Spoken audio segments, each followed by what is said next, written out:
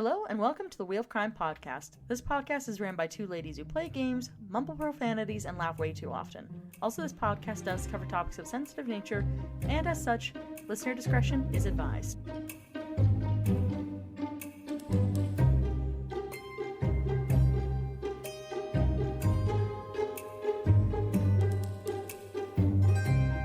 Hello, and welcome to another festive episode of the Wheel of Crime podcast.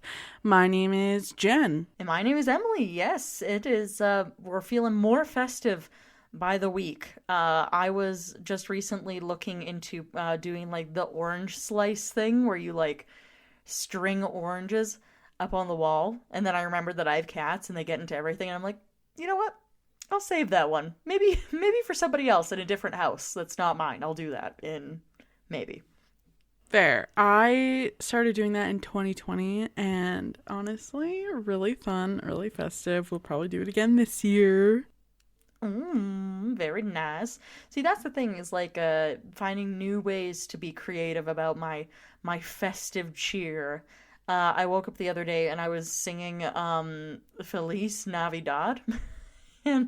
And Andrew was like, this is much too early for me. And I was like, Feliz Navidad.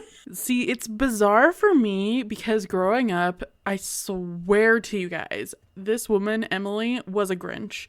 I'm still a Grinch, a little bit. I was feeling so festive. I literally had the freaking antlers and reindeer nose on my car. And She was like embarrassed to be driving with me. She's like, it's too festive. I hate it. Meanwhile, me and her mom have matching antlers on our car.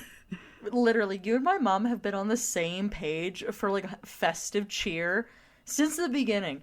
I still have a little bit of the Grinchiness in me, though, I won't lie. I'm just trying to like reinvent it in my brain to be like my brand of Christmas. Because I think my issue is I just have a strong aversion to things that are tacky. And there's so much about Christmas that, like, is super tacky. So I try to, like, shy away from most of that. And then I just end up shying away from the whole holiday. But that is fair and valid. But honestly, I feel like you can, like, there's lots of different Christmas aesthetics. So you just got to find the one that's right for you. I'm embracing the what's it? It's like a mixture of like, have you seen those things where it's like, here's the two main Christmas aesthetics, and it's like one where it's like, you're on my mom's version where it's like tree full of stuff, lights everywhere, and then there's the other one where it's like just a green tree with like white lights on it and like nothing else, and maybe like a white rug. I'm trying to find somewhere in the middle. Because on one hand, the one is like, okay, but at this point it's just a tree with lights, right? And then on the other one, I'm like, this is overwhelming. There's so much stuff in here. So I'm like somewhere in the middle where I'm like, like fun stocking, tree that the cats won't eat. This feels good. Let's keep doing this. We love a minimal Christmas gal who's putting in, sprinkles of festive in her apartment. Exactly, just like a little poof here in each corner, just enough that it still fits in my storage closet at the end of the year. A touch of Christmas, if you will. Exactly. And I mean, besides that, is there anything that you've been doing to kind of get more into the cheer of the holiday? Your bells have slung, and your halls are decked, and your Rudolphs are red-nosed and ready to hit the sleigh ride. I don't know, I'm just... I mean, honestly, complete disclosure, I did put up my tree in November. So it was at the end of November. I'll clarify that. I waited until almost American Thanksgiving to put it up. That's before. Longer than me. I put mine up the day after Remembrance Day, but I have a good reason for it. So one of my cats associates wintertime, like what snow on the ground, with Christmas. It's Mr. Fig. And as soon as snow hits the ground, he starts begging at the closet every day for me to bring out the Christmas tree. Weird. I know, it's so weird. I didn't realize that's what was going on because it has been happening over the last like few years, and I was like, weird. Like, why is it that every time the snow falls, he really wants to get into this closet, and every single time I let him in, he pulls out the Christmas tree. So this year, what I did is I pulled it out early because normally I put up with like him scratching at the door until like early December-ish. And I put it out this time, nothing. No scratching at the door or anything. She says as she removes a cat from the vicinity. Well, because she was trying to walk on the keyboard. And I'm like, listen, we cannot engage in this kind of feral behavior. I'm just swimming in cats here. But like I said, ever since I pulled it out, no problems though. So obviously that must be a part of the correlation where he's like, tree comes down when snow hit ground, and and those are the rules. Them's are the rules. Yeah. Honestly, I would have put mine up earlier, but because we have a very small little place that we live, we've been storing our Christmas decorations at my parents' house, and they very kindly brought them to me a week or so after, or like a few days after Remembrance Day. So then pretty much went up right after that. That's pretty good then. I never thought to use my parents as like a place for storage. It's a good idea. You know what? We got to do what we got to do over here. I won't be in this province much longer, so it's only an option for a limited time, and honestly, I'm going to utilize it while I got it. Hey, that's totally fair. I'm with you on that one. Well then, all right. Well, now that we've, like I said, talked about how thickly our halls are decked and all that, we should get into our wheel of questions for today's episode. Yes, let's kick it, Em. What's your favorite Christmas story? I love myself a good, you know what? I don't really know. But I'm going to go with Frosty because he feels kind of cursed to me, and I do love spooky things. So we're going with Frosty. As your favorite. Because in Christmas with the Cranks, which I have watched probably like 11 times, we're not going to talk about it, but I've watched it too many times. There's a very iconic scene where Dewey from Malcolm in the Middle goes, "Free Frosty, free Frosty." So honestly, iconic. Frosty forever in my heart because of that. Nice. That just reminded me of how I completely forgot about this. My mom makes me watch a Christmas movie with her every year, so I've also probably seen it about 11 times, but for whatever reason I always block it out.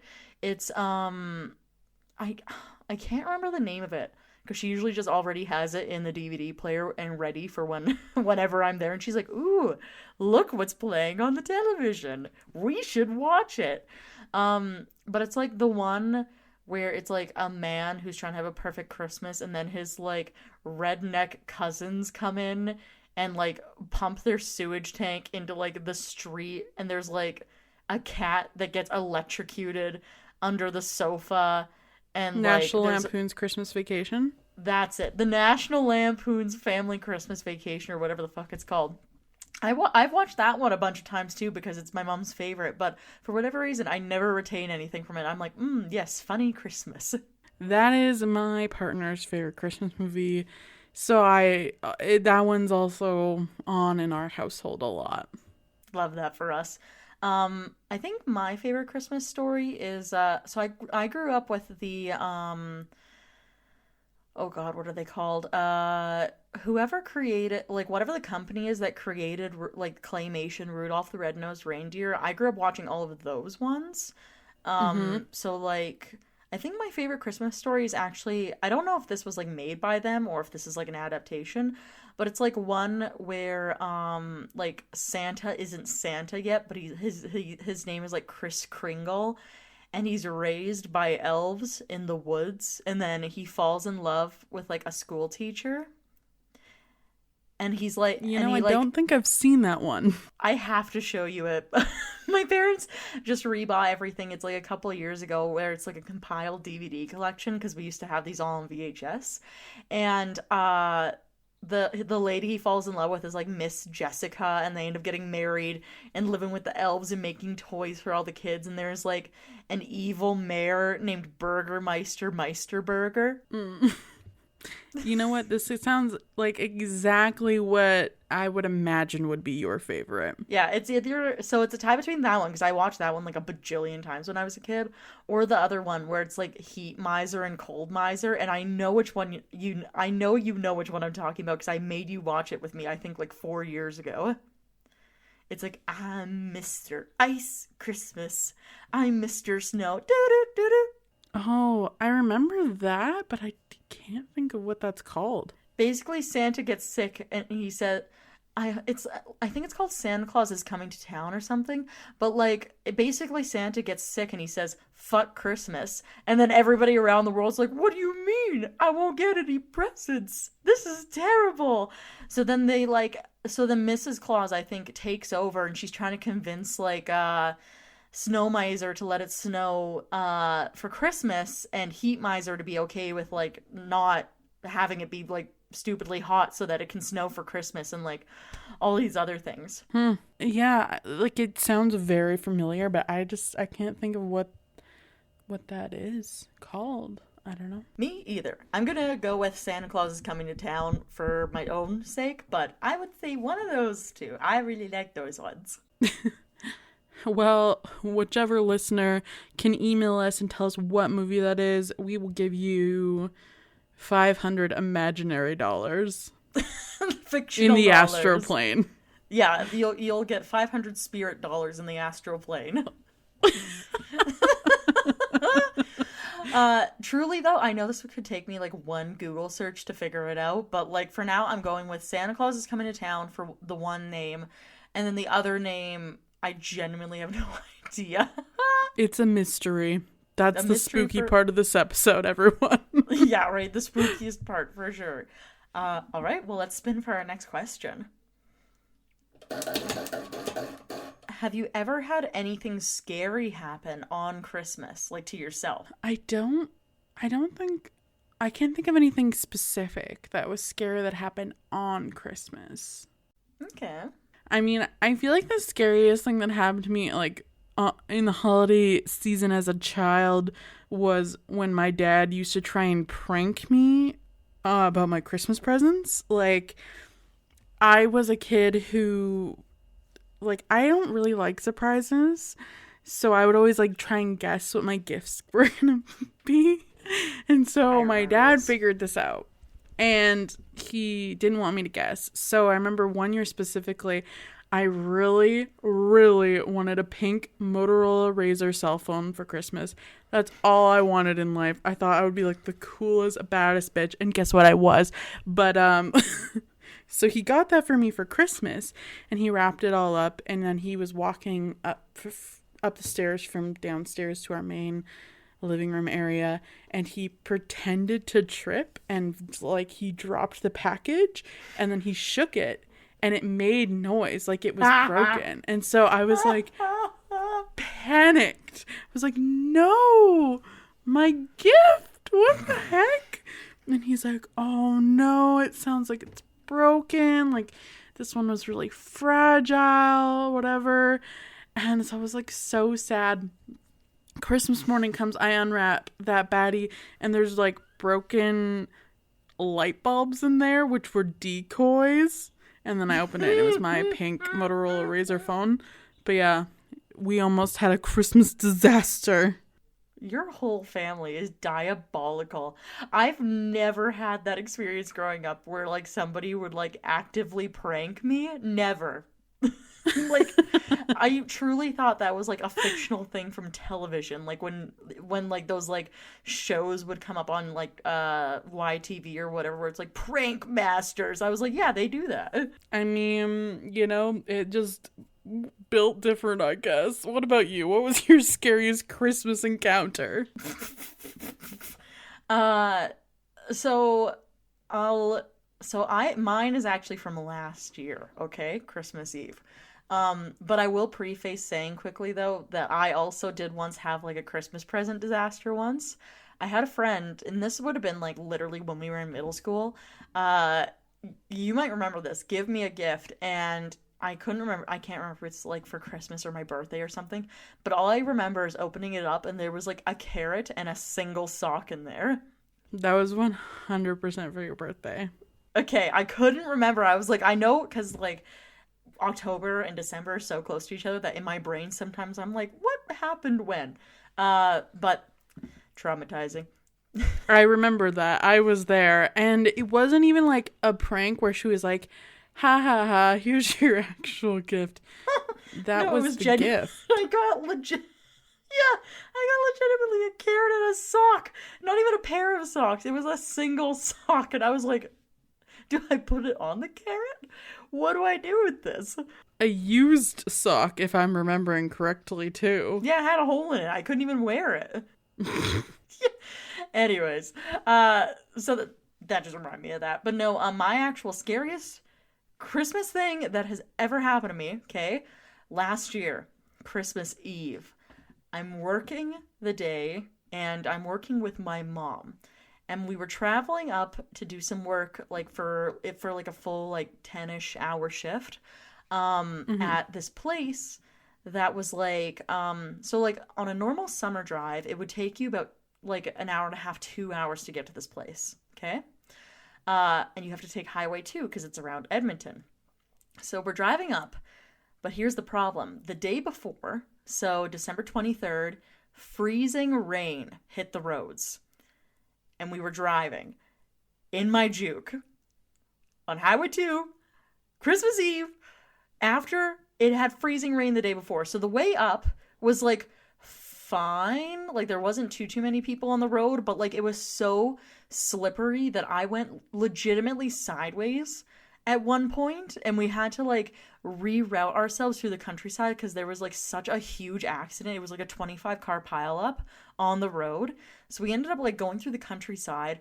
I like slipped in and out of the shoulder like probably about 18 times just on the way there, okay?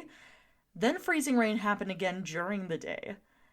Okay, while we were working. So then nighttime comes because for our American listeners and people who aren't from Alberta, Canada, the sun goes down fairly early. It's usually like around 5 p.m. around Christmas time. So it's pitch black outside, okay? Can't see shit. Roads, cars are lined up bumper to bumper of people who are traveling for Christmas. And they're slipperier than they were that morning. My mom, who I'm driving, by the way, that adds extra stress just in case you didn't know when you're driving a relative. Because if I kill her, my dad would never forgive me. So I was like, I'm carrying precious cargo and I gotta make it back in time for Christmas. We've got some serious problems on the table here. So we're like driving down there. I was going 60 kilometers an hour on the highway, white knuckling it, because anytime I went over 60 kilometers an hour, I would start fishtailing. And like I said, bumper to bumper on the highway. Can't do anything. We get up past what's the small town like that bleeds into Edmonton coming from the south? Leduc. We get just past Leduc and nothing but cars in the ditch. There's cars half on the road, still running, people traveling back and forth between all these vehicles. There's like probably about 10 different emergency vehicles there, like just trying to like figure out like who they're supposed to be talking to. There was a car that had fully spun and gotten stuck in the ditch with its headlights pointed like directly at us, like straight down the highway, and then one right behind it that also was still running, but it had gotten stuck on its bumper like this, and it was pointed at the sky. So it looked like a beacon heading into the sky. And I literally, when I tell you, it took me 3 hours to get home, because I literally was like, I will not be responsible for ruining Christmas. So I literally like I said, white knuckle like the whole way, and my mom's like, you're such a good driver, and I'm like, I think I'm going to die. And we like got back, and I'm not even kidding, like she had to open my door for me because I had like tensed my muscles for so long. I like had to uncurl myself from the steering wheel and literally just like flop out of the car. Oh no. Like it was so bad, Jenny. I woke up the next day and I was like my full body was sore from like my eyebrows down to my toes. Not even kidding. Brutal. For our listeners who are not from here, this drive usually takes like about an hour 15, maybe an hour and a half on a bad day. So 3 hours is like double what it usually takes. Mm-hmm. Double not good. Scariest thing by far that's ever happened to me. I would take 10 ghosts, easy, back to back, than ever have to live through that experience ever again. Yeah, the roads in general were really bad last year. When we came down for Christmas that night on December 24th last year, I remember being like, this is not great. No, and then I think too, the issue that we had anyways was the continuous freezing rain, at least between like our place of origin and your current place of origin. Or no, your current place that you live in, not your origin. Like the weather's usually a little bit nicer, like windy, yes, but like nicer in general. So like usually it just will be rain rather than freezing rain. But yeah, last year we got just dumped with like snow and rain and everything. Like I think on December 23rd, and I had finished a really intense show where I worked literally every single day in December. I'm not even kidding. Like, didn't get a single day off.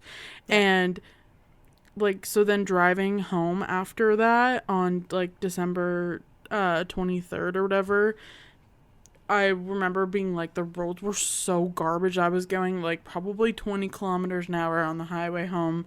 Mm-hmm. And I was just like, I might die. I'm so tired. Yeah, I remember that because I think I saw you it was like Christmas Day. You stopped in and your eyes were just these giant black holes in your head, and I was like, you look like you haven't slept in like a year, and you were like, I haven't. Zombie, genuine zombie. And then I got so sick right after Christmas because I think my body was just like shutting down. Yeah, I don't even doubt that. But yeah, no, I think that by far has to be the scariest thing that's ever happened to me because I still think about it. Like, I'm so traumatized from driving on like roads that were that bad that if there's even like the hint of like a similar experience, I'm like, you know what's not even that important. I could stay in. Who needs cars? Pfft, not me. I don't have places to be. I'm gonna be at home. You do what you gotta do, but I'm gonna be at home. Yeah, like if you want to know where I am, it's super easy. In my house. Nowhere else. Not on the roads. Yeah, like literally anywhere else but on the roads. Like easy. Oh god. Truly. But yes, well, I feel like we talked about that one for a while. But yeah, no. So scary. But no, let's spin for our next question. Our final question. No, we got 2 left. Oh. I love when you look at me with just bafflement on your face. It really feeds my spirit. Well, let's hear our second last question then. Okay. What's your least favorite Christmas story? Jack Frost. I'm just kidding. Trying to think. I don't like the annoying ones. I mean, that's fair. The annoying ones are annoying, I hear. I'm like trying to think because I feel like I just surround myself with the things that I like and I avoid everything else as to, That's fair. For me, this is super easy, just because I have 5 younger siblings, so I'm very acquainted with the ones that I don't like. My least favorite Christmas story is 100%, without a doubt, Frosty the Snowman. Fuck that snowman. I hate it. That claymation one where there's like the stupid man who's like, I gotta take Frosty's hat because it's made of magic, and all these kids are like, no, we love him. I'm like, I would rather be doing anything else at this moment by now. anything. Give it to me. I'll take out the garbage. I'll like I'll like run a lap around the house. I would rather do anything else than watch Frosty the Snowman ever again. In my defense, I have actually never seen that. And my only exposure to Frosty the Snowman is Christmas with the Cranks and the movie Elf. So I am not well acquainted with Frosty. Okay, I'll watch it, but not actually watch it with you for Christmas this year if you want, because I refuse to partake in it, but I will put it on and you can absorb what you want. It is awful. I hate it. And also it was like my brother's, like my like next closest brother, his absolute favorite one growing up for some fucking reason. I think it was to spite me, if I'm going to be honest. I think he knew that I hated it, and so he wanted to play it all the time for that reason.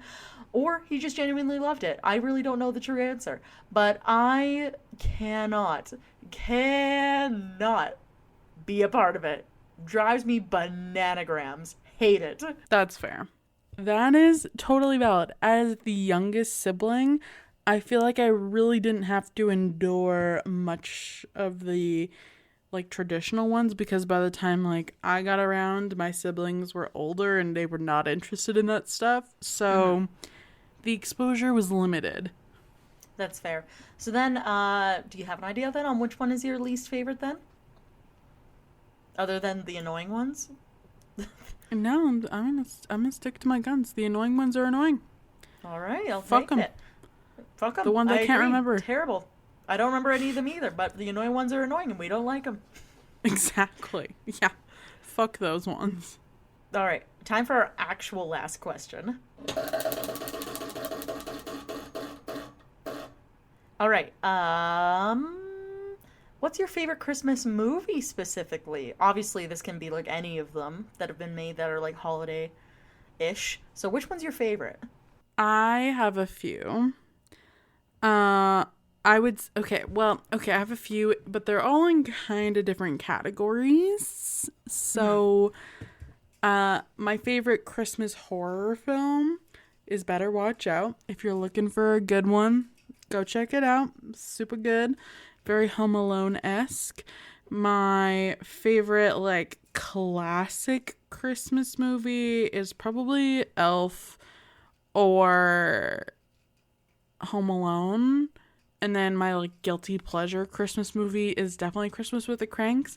Not because it's good, but just because it's so bonkers and Tim Allen gets hung at the end of the movie. So what's not to love? See, I really thought you were going to say, not because it's good, but because it's really bad. Literally. Literally. It's so bad. It's somehow turned good. I'm not sure how that happened. And my favorite Christmas movie that's not a Christmas movie but pretends like it is The Christmas Bunny. And listen, here's my preface with this movie. When my partner and I were living in BC together, we only had Netflix. So options were limited for streaming at that time, and there was a movie on Netflix called The Christmas Bunny.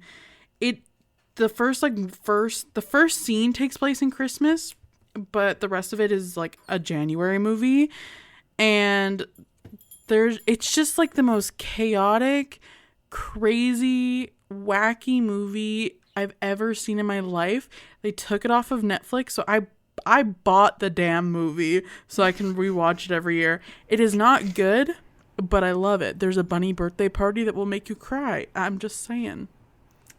Okay. Interesting. Not the answer I expected, but nice. Good one. What's your favorite Christmas movie, Em? Okay. Mine is, I think like, I'll add a few categories too. So for like a family Christmas movie, I have always really liked The Polar Express. It's just a really beautiful movie to watch, and, you know, all that stuff. The aesthetics are there. And then my other one, for like, oh yeah, I also really like watching Home Alone, just because, like, that's my brand of humor. Like, it's so funny to me. Some people are like Dumb and Dumber is the funniest movie ever. I'm like, nah, man, Home Alone gets me every time. Uh, and then I think for like my third option, which is like a personal favorite, or at least like one that I really liked watching when I was a kid, I always really liked watching The Little Drummer Boy. It's by the same people I was telling you about earlier for like Christmas stories and stuff. But they like do an adaptation of The Little Drummer Boy, and it's like it's kind of like sad, but like in a nice Christmassy way. I don't know. Like I really liked it when I was a kid. I was like, I want to watch The Little Drummer Boy. Cute. I've never seen that one, but I don't maybe know. I'll Yeah, have I to don't give it think a I've watch. ever showed it to you either. Because when my parents had them, The Little Drummer Boy was one that we had that we weren't able to get it on DVD. It was just a VHS special. And then I'm pretty sure my one sibling ripped out all of the tape, Sad. as one does when they have little people around VHS tapes, which one day people won't even know what those are anymore. So that's fun. Spooky. Nah, they'll make a comeback. They'll bring back the nostalgia crowd. Oh, you're totally right. It'll be like a vintage thing where like now we have record players and then they're going to come out and they're going to be like, "Oh, look, a VHS player for your home with all these like little things." And like, "Oh, look, you can go get your VHSs at the record store and we're going to eat it up." I think it's on its way to making a comeback in the same way that cassettes did. I hope so. That's one thing where like I actually really liked VHSs even though you had to rewind them at the end. I thought they were kind of cute. It gives a little je ne sais quoi to the experience. But yes, that concludes our Nightmare Before Christmas questions. So, are you ready for the description? Yeah, take it away, Em. So, The Nightmare Before Christmas, the film follows the misadventures of Jack Skellington, Halloween Town's beloved Pumpkin King, who has become bored with the same annual routine of frightening people in the real world. When Jack accidentally stumbles on Christmas Town, all bright colors and warm spirits, he gets a new lease on life. He plots to bring Christmas under his control by kidnapping Santa Claus and taking over the role. But Jack soon discovers even the best laid plans of mice and skeleton men can go seriously awry. Crazy. Yes, I have done the Christmas description of what Christmas is 2 years in a row now. So I was like, I can't do that. And nightmares are pretty self-explanatory. I think I've also done that one before too. So I was like, Nightmare Before Christmas. Let's just keep it on brand. Exactly. But with that lovely description, would you like to take it away with your story, Em? I would love to. So, I am going to tell you about these. Basically, I was thinking of something nightmarish and Christmas themed, right? So, what I found for you is some Christmas ghost stories. All right? Ooh. I know, which I haven't done before, so I am also excited. Let's get to it. So, the first one is at a place called Pencaird Castle. The Grand Pencaird Castle in Lothian, Scotland, is an impressive pile dating from the 16th century. One famous story of the castle is of a beggar named Alexander Hamilton, not Alexander Hamilton, the American one from the musical Hamilton. I don't know American history all that well. Not that guy. Completely different person, different time, different place. Just to clarify. Unrelated. Completely unrelated. But maybe related. We don't know. Yeah, maybe it's an ancestor. Who's to say? So this Alexander Hamilton, one night in the 17th century, rapped on the door of the great house, seeking food and shelter. He was told to clear off, and so from there he cursed the family. And a few days later, the lady of the house and her daughter died of a mysterious illness. Hamilton was then tried as a witch, brutally tortured and executed in Edinburgh. His ghost is said to haunt this mansion that would have been Pencaird Castle. So, at Pencaird, on a cold, dark Christmas night in 1923, family and friends were gathered in the music room singing Christmas carols, and a carved wooden family crest was witnessed by everyone to creak slowly, lean forward away from the wall, pause, and then return to its former position. That's kind of crazy. Right? So that's the thing. It's not like a spectacular Christmas ghost story, but it would be very unsettling if I was singing Jingle Bells and watched a giant wooden family crest float away from the wall and then just reattach itself afterwards. I'd be like, don't think I like that. Not a fan. That's going to be a no from me. Right? So that's that one. So the next place I'm going to talk about is a place called Sandringham House. So, the Royals' famous Norfolk bolt hole was once described as the most comfortable house in England. But at Christmas time every year, ghosts are supposed to lurk around the corridors of this vast Victorian residence. It is said to begin at Christmas Eve and last for a few weeks, and in the 20th century included tales of classic poltergeist activity in the servants' areas of the house, mysterious footprints, self-closing doors, lights turning themselves on and off repeatedly, and there was also said to be heavy breathing heard from the empty rooms in service corridors, and Christmas cards found to have moved unaccountably. At one point, servants were refusing to enter certain rooms alone, and a sinister phantom sack that breathed was said to have been seen by one footman. Both King George V, don't know what Roman number that is, I can never remember, and King George VI, different George, died at Sandringham as well. Crazy. The two King Georges. Double George, double scary. That's like the scariest part, is that we have two Georges. That's what I'm saying. And around Christmas time, that just makes it worse. Unrelated, my story also has a George, so there's 3 Georges in this episode. At least. No, that's 3 too many Georges. Even 1 George is too much sometimes. We're Georged out. Already. Let's hope there's not any more that comes up. We'll have to start keeping a tally. Yes, everyone who's listening should keep a George tally for us. They can take a shot every time somebody named George appears. We'll make this into a drinking game. Amazing. Right? So after that, we have Mattingly Hall. So the 2-door Mattingly Hall near Cambridge is now a conference centre, but was once the centre of a vast estate owned by the prominent Hind family. Sir Francis Hind, who was an MP during Elizabeth I's reign, when expanding the hall, he knocked down a church in a nearby village of Histon to provide building materials. This was nearly 40 years after the death of his mother, Lady Ursula, who, according to the legend, turned in her grave at the destruction of the church, which could happen, and has been reputed to haunt the hall ever since, her ghost stalking the corridors at night and wringing her hands in anguish. Every Christmas Eve, the ghost of Lady Ursula is said to walk between the hall and the church, or what's left of it, in Histon, although nowadays she would have to cross a motorway to get there as times have changed. So, just to recap quickly, man's building house, knocks down church, says, I take stone from church to build my house. Mother, buried, dead, goes, no! Gets up, haunts the house.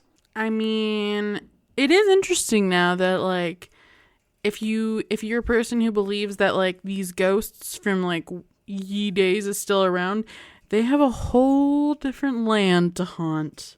She's crossing a freeway. That's the thing. Like, it makes me wonder about, I haven't talked about this on the podcast yet. I was kind of waiting to see what I could get for, like, this particular type of ghost. But it's like those stories of people who are, like, driving on the motorway and they see somebody on the side of the road who's not actually there. Like, you know those types of ghost stories? Yeah. They have, like your Lady enough. of the Lake. Yes, like that kind. And then there's been actually a lot of stories that have come up since then, or like are kind of similar all over the world of people seeing something similar where they'll be driving along the road and they'll see a lady on the side of the road and then either pick her up, drive a certain way, drop her off and she disappears, or they like stop on the side of the road to pick her up and she's not even there anymore. Poof, disappeared. Spooky.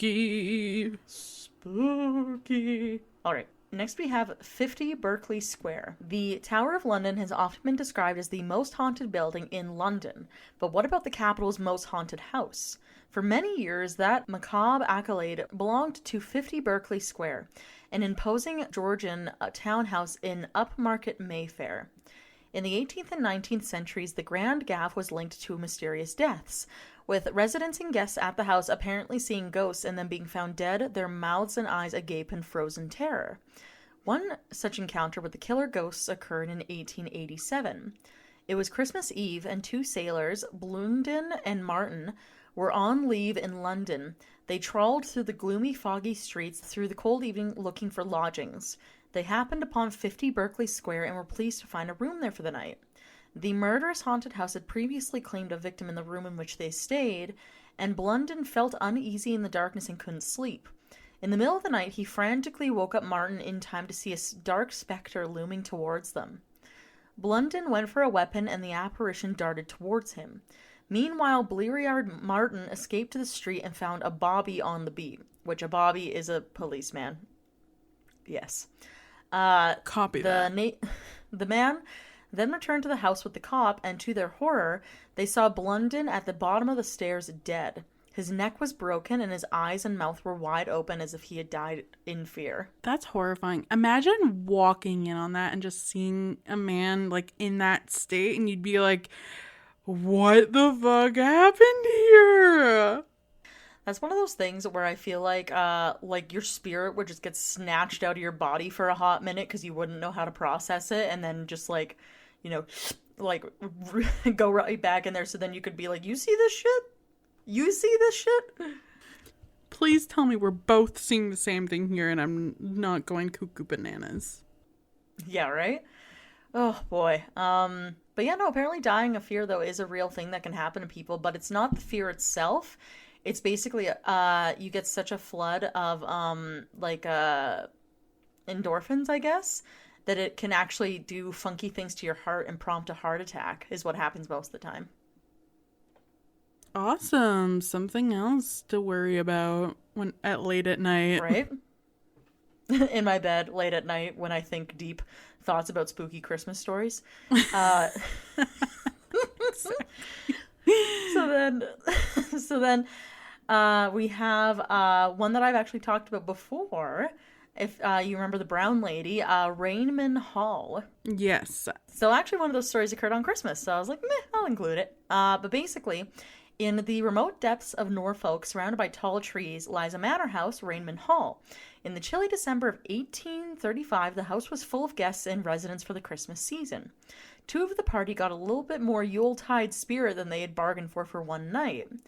A Colonel Loftus and Mr. Hawkins were engaged one evening in a long chess battle that went past midnight, which just sounds invigorating.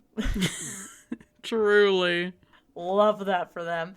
And then, upon saying goodnight in the landing, the two men saw a strangely dressed woman standing in the bedroom door of the lady of the house. The woman appeared to be wearing a centuries-old brocade and coif, and after walking along the hallway a little way, vanished. When Colonel Loftus encountered the phantom another night, he darted after her, coming face to face with a ghost that resembled a noble woman, but also had an unearthly, hellish glow emanating from her, and then she had no eyes. When the colonel told the owners of the hall about the apparition, far from laughing, they simply stated that he had seen the brown lady of Rainman, witnessed by many others, including author Captain Marriott. And then, just a little plug-in for anybody who didn't remember the story I was talking about. It's about a famous 1936 photograph of the hall's grand staircase that claims to show the mysterious spectral lady. So that's a fun throwback. Yeah. And if you're curious and want to see the photo, you can head over to our Instagram. It's up. Emily covered the full Lady in Brown story for one of our Halloween episodes, so if you haven't listened to it, you should, because it's quite interesting. Sure did. And then I have one more Christmassy ghost story for you, all right? You meant what you said. Yeah. So this one is from a place called Bramber, Sussex. So, Bramber Castle in West Sussex was known for centuries owned by the powerful Browse family, the Lords of Bramber. In the early 13th century, William, the fourth Lord of Bramber, fell out with King John. Big mistake. John then pursued William across England, Ireland, and Wales, seizing his lands and then capturing his family. One version of events has it that William's children were held as hostages by the king and eventually had starved to death in Windsor Castle. And according to local legend, the ghosts of the children are reputed to stalk the roads of the village of Bramber on dark nights, dressed in rags and chasing and accosting passerbys for food. Village tradition has it that at Christmas time, the ghosts of the children, a boy and a girl, can also be seen mournfully watching over the ruins of their former home, Bramber Castle. Crazy. Right? And that concludes my little epilogue of Christmas ghost stories for you, or one could say the nightmares on before and after Christmas. I mean, who knew that Christmas was so spooky? I did, but Emily didn't. This is true. Either way, I'm very interested to hear what your nightmare-y Christmas story is today. I've got a good one for you today, so let me just get right on into it. All right. So, today I'm going to tell you about a man named George and his family, as we discussed. All right. The third George. We're talking about the third George today. You hear that, guys? That's 3 shots. Yes. Get your shot glasses out. We're in for a lot of George. Yeah.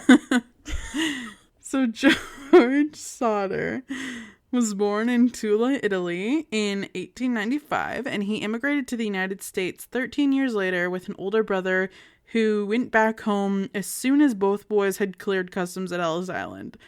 So him and his brother landed, and the brother was like, you know what? This ain't for me. I'm going back to Italy. Yeah, I can see why. I could see the thought process behind that. So for the rest of his life, George would talk a lot about why he had left his homeland. George eventually found work on the railroads in Pennsylvania, carrying water and other supplies to workers. After a few more years, he took more permanent work as a driver in Smithers, West Virginia. He then started his own trucking company, initially hauling fill dirt to construction sites and later hauling coal mined in the region. Jenny Caprini, a storekeeper's daughter in Smithers, who had also immigrated from Italy in her childhood, became George's wife.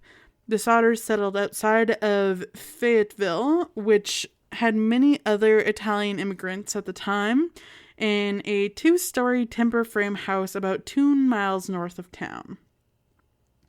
In 1923, they had their first child. Business was going really well for George, and they became one of the most respected middle-class families around. However, George, as I mentioned, had really strong opinions about why he left Italy and what was happening in Italy at the time, and he was really not shy about telling people how he felt.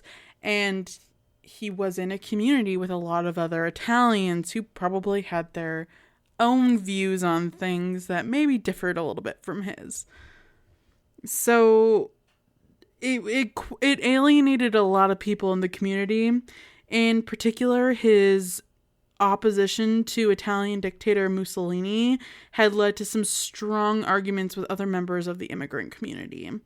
And in 1943, the last of the Sodder children was born, and with their birth of their youngest, Sylvia, they had 10 little kiddos running around, which is quite a large family.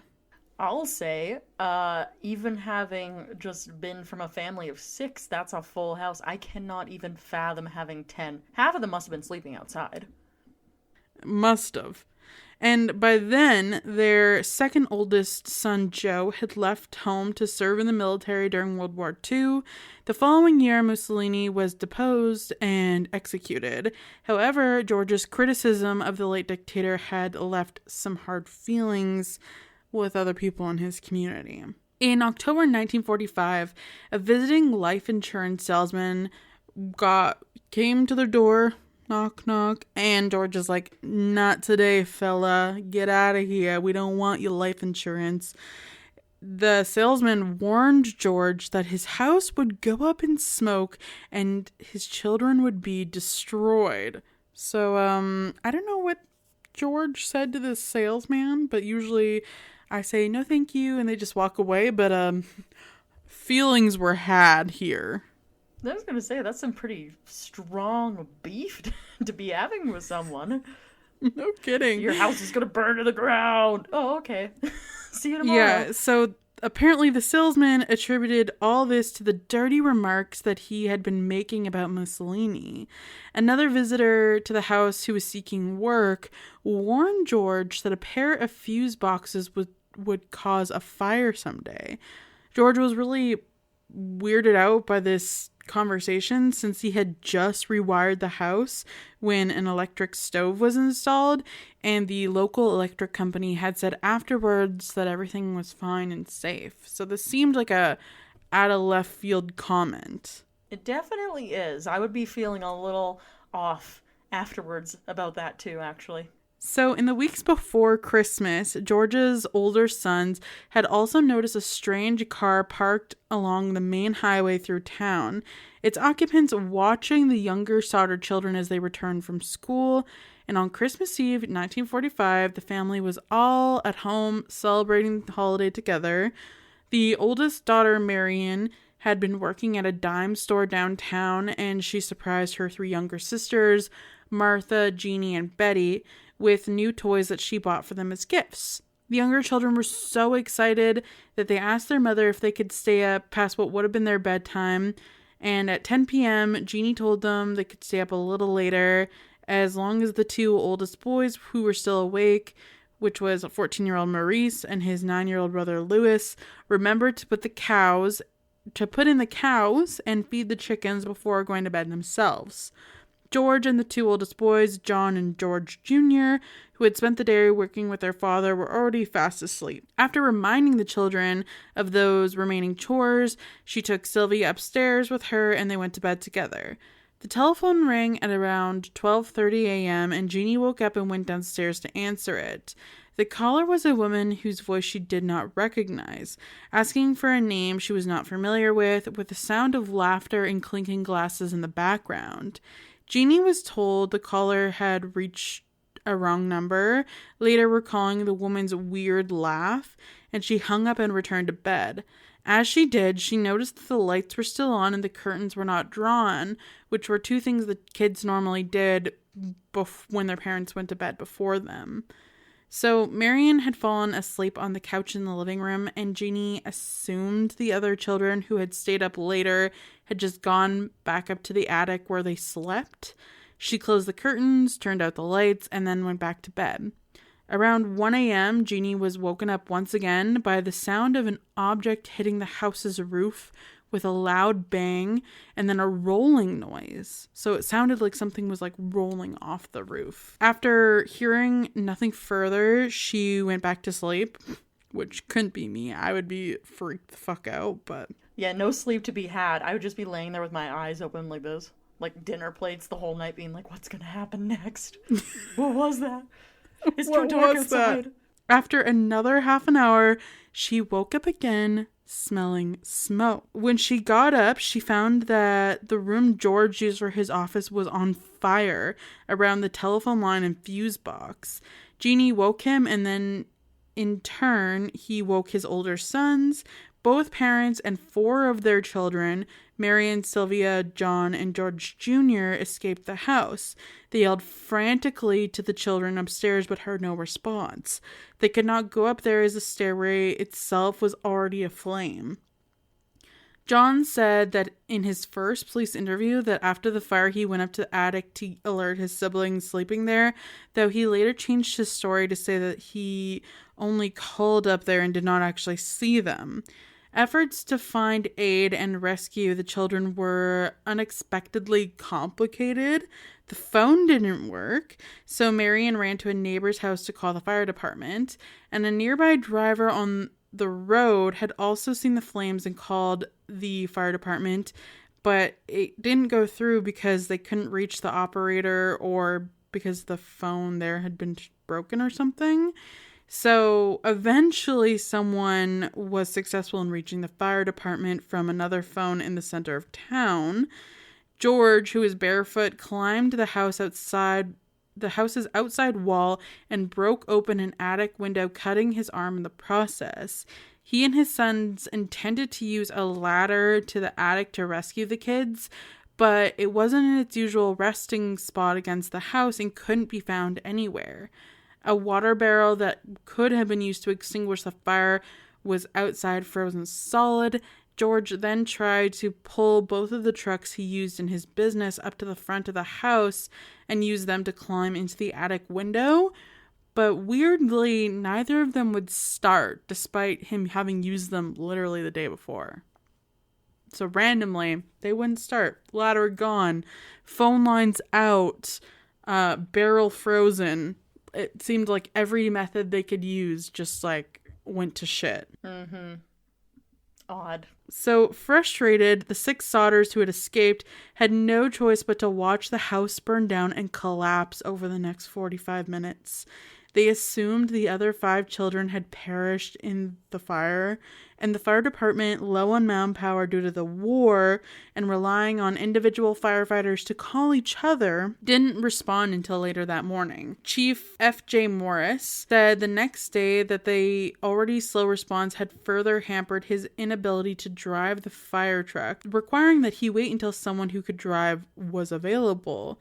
The firefighters, one of whom was Jeannie's brother, could do little but look through the ashes that were left in the Sodders' basement.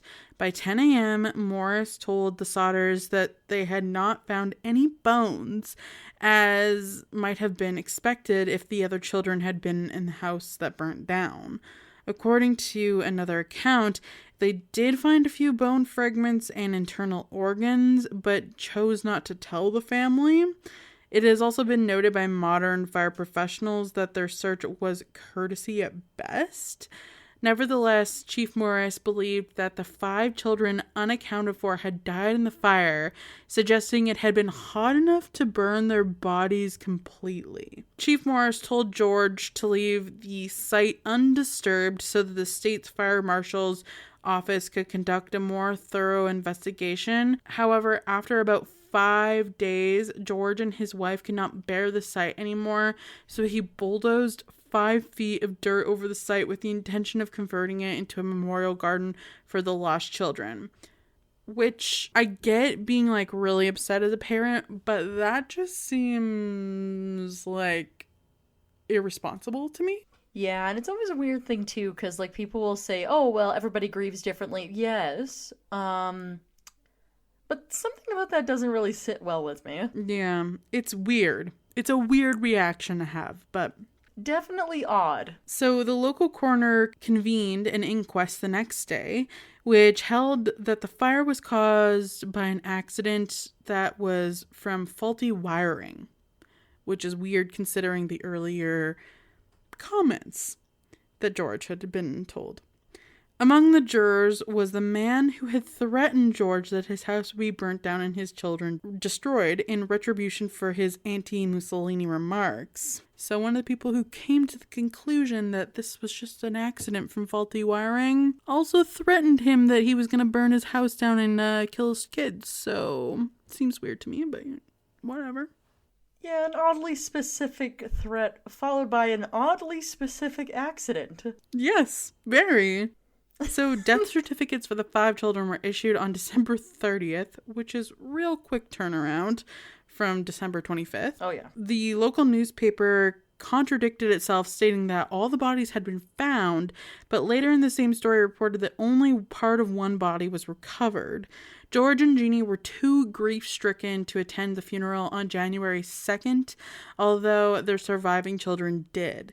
Not long afterward, as they began to rebuild their lives, the Sodder family started to question all of the official findings about the fire. They wondered why, if it had been caused by an electrical problem, the family's Christmas lights had remained on throughout the early stages of the fire. Didn't make a lot of sense when power should have gone out. They found the ladder that had been missing from the side of the house on the night of the fire at the bottom of an embankment 75 feet away.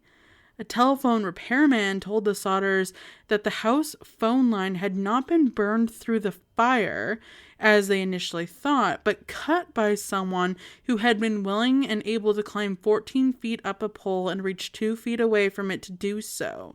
A man whom neighbors had seen stealing a block and tackle from the property around the time of the fire was identified and arrested for this.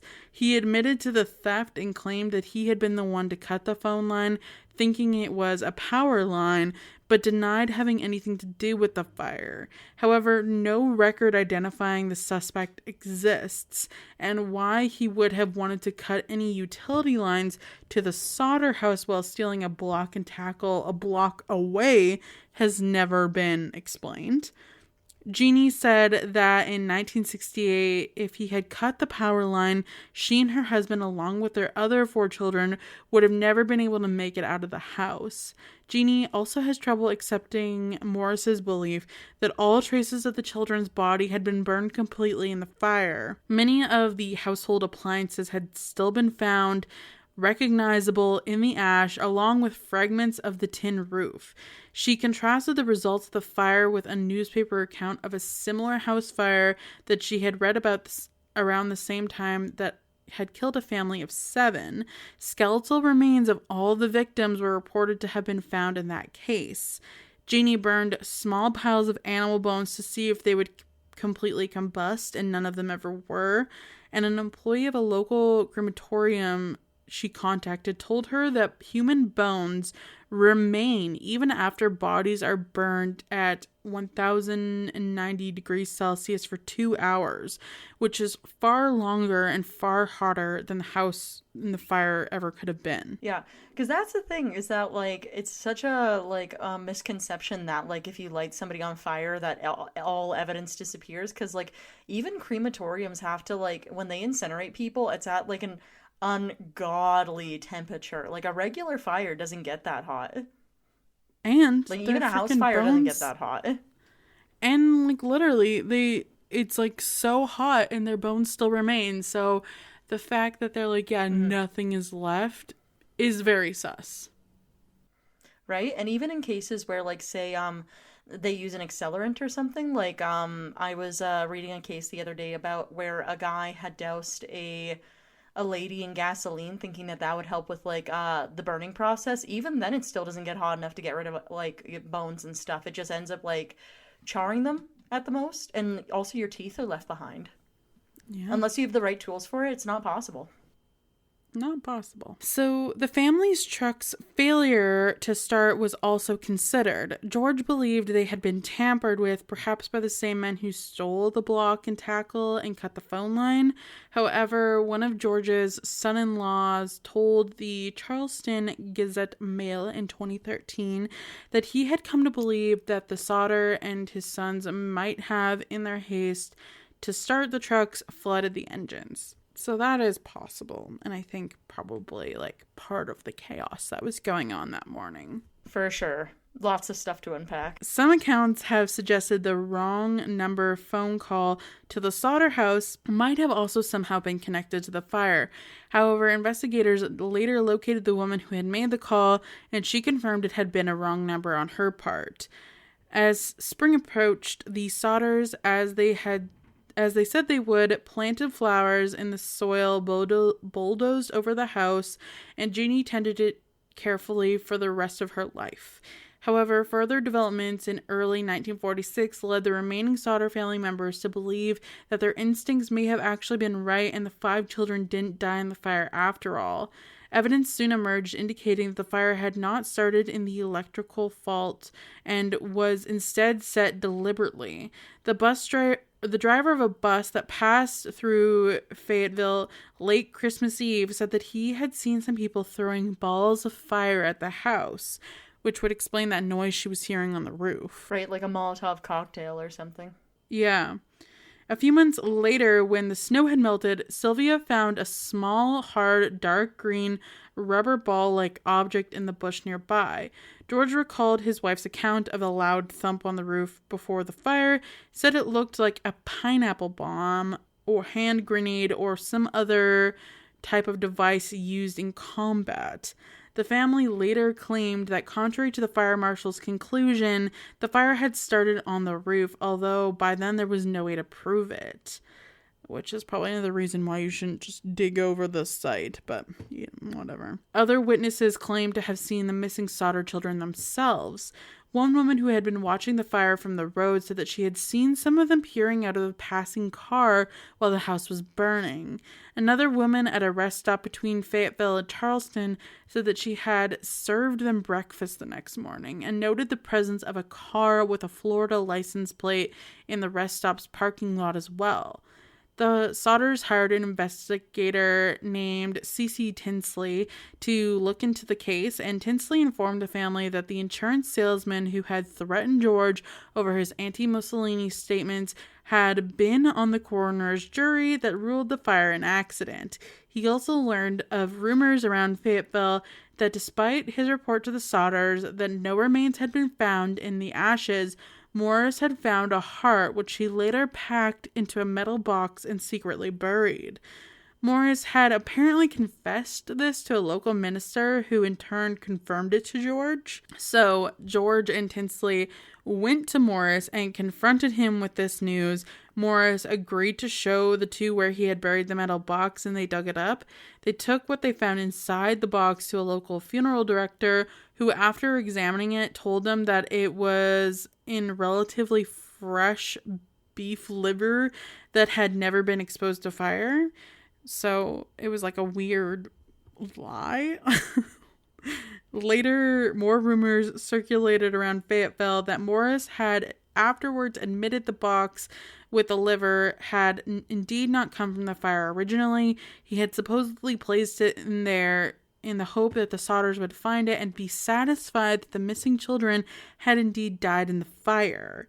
On one occasion, George saw a magazine photo of a group of young ballet dancers in New York City, one of whom looked like his missing daughter, Betty. He drove all the way to the girls' school where he demanded repeatedly to see the girl himself, and he was refused. George also tried to interest the FBI in investigating what he considered a kidnapping.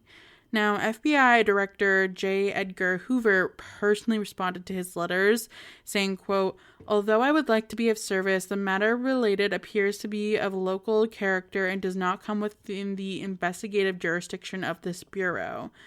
If the local authorities requested the bureau's assistance, he added, then he would of course direct agents to assist, but the Fayetteville police and fire departments declined to do so. In August 1949, George was able to persuade Oscar Hunter, a Washington, D.C. pathologist, to supervise a new search through the dirt at the house site. After a very thorough search, artifacts including a dictionary that had belonged to the children and some coins were found. Several small bone fragments were unearthed, determined to have been a human vertebrae. The bone fragments were sent to Marshall T. Newman, a specialist at the Smithsonian Institution. They were confirmed to be a lumbar vertebrae from the same person, and since the transverse recesses are fused, the age of the individual should have been 16 or 17, Newman's report said. The top limit of age should be about 22, since the centra, which normally fuse at 23, are still unfused. Thus, given the age range, it was not very likely that these bones were from any of the 5 missing children, since the oldest, Maurice, had only been 14 at the time. All right. Emily's looking, she's thinking with her big brain. Literally nothing about this makes any sense to me whatsoever. Also, who on earth would bring beef liver to the police and be like, yes, this heart that I found? Who does that? I have no idea. It's so weird. Ridiculous. So Newman added that the bone showed no sign of exposure to flame. Further, he agreed that it was very strange that these bones were the only ones found, since the wood of fire of such short duration should have left full skeletons of all of the children left behind. The report concluded that the vertebrae had instead most likely come from the dirt that George had used to bulldoze the site. Later, Tinsley supposedly confirmed that the bone fragments had come from a cemetery in nearby Mount Hope, but could not explain why they had been taken from there or how they came to be at the fire site. The Smithsonian returned the bone fragments to George in September 1949, and according to its records, their current location is unknown. The investigation and its findings attracted national attention, and the West Virginia legislature held 2 hearings on this case in 1950. Afterwards, however, Governor O.K.L. Pattinson and State Police Superintendent W.E. Burchett told the Sodders the case was hopeless and closed it at a state level. The FBI decided it had jurisdiction as a possible interstate kidnapping, but dropped the case after 2 years following fruitless leads. With the end of official reports to resolve the case, the Sodder family did not give up hope. They had flyers printed up with the children, offering a $5,000 reward, which they soon doubled, for information that would lead to having the case settled for one or all of them. In 1952, they put up a billboard on the site of the house with the same information. It would become a landmark for traffic through Fayetteville on U.S. Route 19, and the family's efforts soon brought another reported sighting of the children after the fire. Ida Crutchfield, a woman who ran a Charleston hotel, claimed to have seen the children approximately a week afterwards. She said, quote, "I do not remember the exact date. The children had come in around midnight with 2 men and 2 women, all of whom had appeared to be of Italian descent. When she attempted to speak with the children, one of the men looked at me in a hostile manner. He turned and began speaking rapidly in Italian. Immediately, the whole party stopped talking to me." She recalled that they left the hotel early the next morning. Investigators today do not, however, consider her story credible because she'd only seen the photos of the children 2 years after the fire, 5 years before she came forward, and George followed up leads in person, traveling to areas from where the tips had come. A woman from St. Louis, Missouri, claimed Martha had been held in a convent there.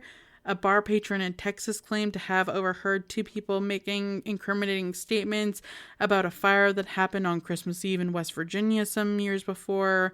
But none of these proved significant, and when George heard later that a relative of Jeannie's in Florida had children that looked similar to his, the relative had to prove the children were his own before George was satisfied.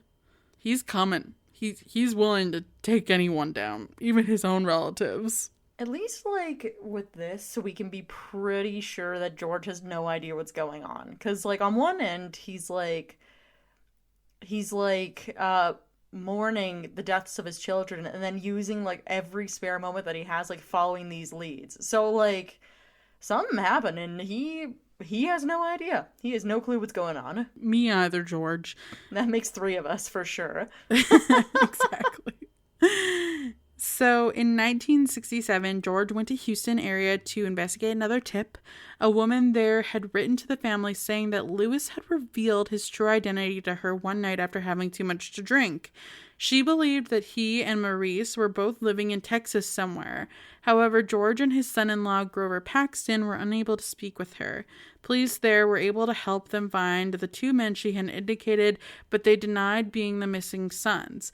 Paxton had said years later that doubts about that denial lingered in George's mind for the rest of his life. So he never quite believed their denial. He was kind of like, I think those might have been my sons. Yeah, and that would be really hard too, especially because like there is that whole like not knowing part of like what happened, because obviously like the bones aren't there, so it's like where are the people whose bones should be there? Exactly. Another letter that they received that year brought the Sodders what they believed was the most credible evidence that at least Lewis was still alive. One day, Jeannie found in the mail a letter addressed to her, postmarked in Central City, Kentucky, with no return address. Inside was a picture of a young man around 30 with features strongly resembling Lewis's, who would have been in his 30s if he had survived. The family hired another private detective to go to Central City and look into the letter, but he never reported back to the Sodders and they were unable to locate him afterwards. So this private detective, gone. Okay, I was about to say, like, clarification being the PI, like, is disappeared? He never came back? Mm-hmm.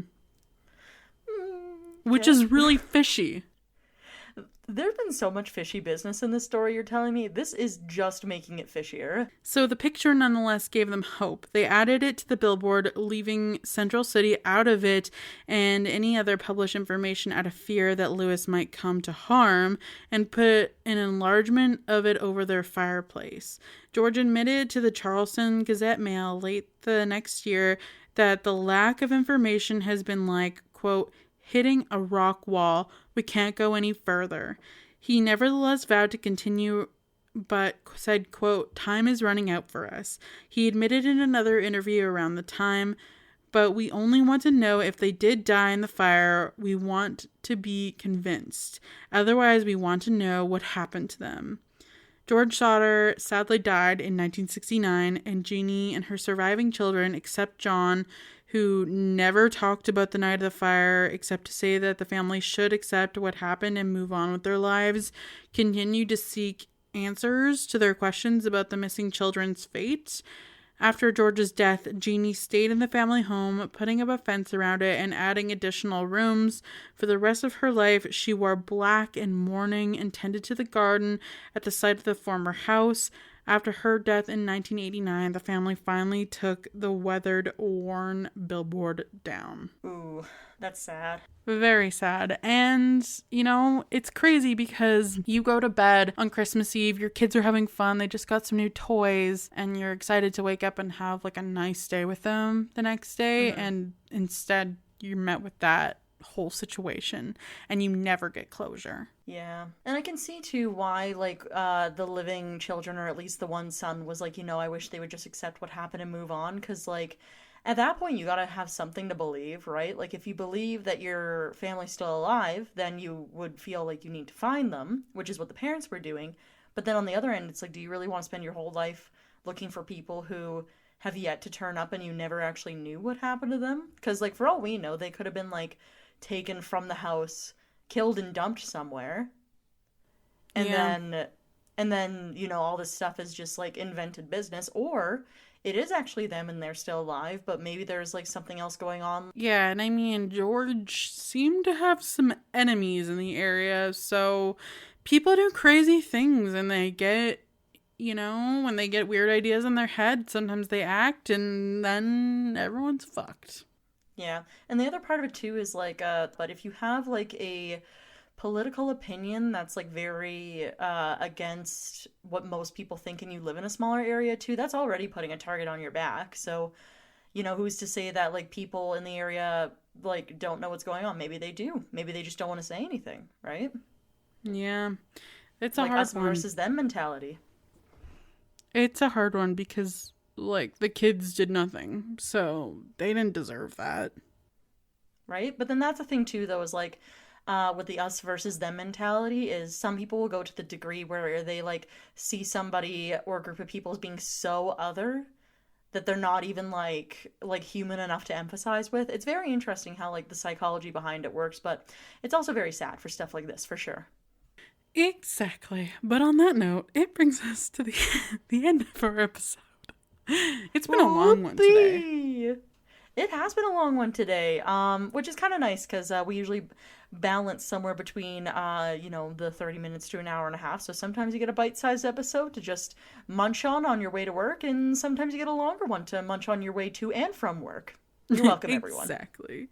But we will not be spinning the wheel for a story topic next week because we are going to do another listener episode. So this is the final call.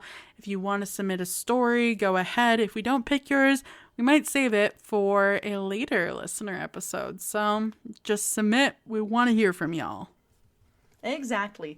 And so with that, if you liked listening to our episode today, you can leave us a review on Spotify, Apple Podcasts, wherever you listen to podcasts. That kind of thing do help us with the algorithms and stuff like that. So if you want to say a word and give us 5 stars, that'd be greatly appreciated. Besides that, say you want to learn more about us and all that business, you can visit us on our website, which is www.wheelofcrime.com. And say, for example, you heard something today and you want to add to it, or if you just want to send us a message about the show, you can email us, wheelofcrime@gmail.com, and talk to us there. We love listening to you guys. We also have a Patreon if you want to donate to the show. That is Wheel of Crime at Patreon, and you know, we've got the different tiers and that kind of thing for anybody who's interested. And lastly, we have our social media. I remember this time. We have our social media, which is Facebook, Twitter, Instagram, and TikTok, all at Wheel of Crime.